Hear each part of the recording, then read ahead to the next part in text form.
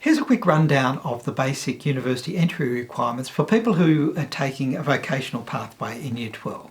So you might be doing a certificate for or something like that and you're wanting to head into university. What are the boxes that you need to tick? What are the pieces of the puzzle that you need to get together in order to get into a particular degree course at university? Well, the first thing they're going to be looking for is for you to achieve the WACE. Your school will be helping you to do that, so just make sure that you've completed all of the requirements for that, and it shouldn't be a drama. It usually isn't for the vast majority of people in Year 12. The second part of the requirements is the English requirement. Now, your vocational studies aren't going to satisfy that requirement.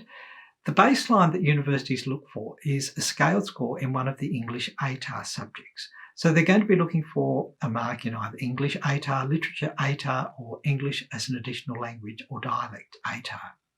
So if you do one of those subjects and you get that scaled score, which is a scaled score of 50 or more, then you're fine. You've satisfied that requirement.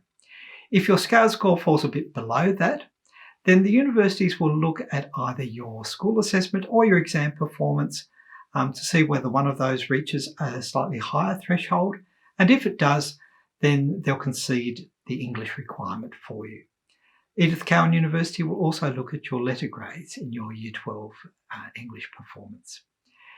If you're not sitting one of those English ATAR subjects, then you'll need to contact the university concerned to see what they'll require for you. They might get you to sit a second chance English test. Speaking of which, if you've done one of the English ATAR courses, you haven't satisfied the English requirement, then we will invite you to sit a second chance English test once your results come out.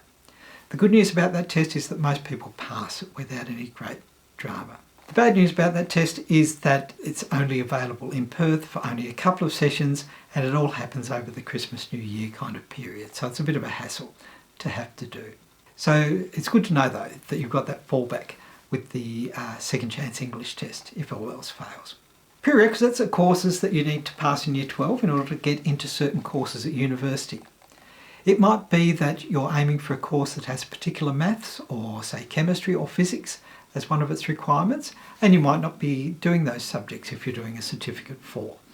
So if that's your circumstance, have a chat with the university about what their options are. In most cases, there are courses that you can take actually at university to pick up any of the background knowledge that you might be missing. So always get some advice on that. Of course, lots of courses don't have any prerequisites. So for them, your certificate for will be fine just by itself. The final part of the puzzle is the academic performance, and this is where your completion of your certificate for is important. Universities will look for you to have that completion notification, and if you're aiming for Curtin, ECU or Murdoch, a certificate for will be sufficient. If you're aiming for UWA, they generally look for a diploma rather than a certificate for.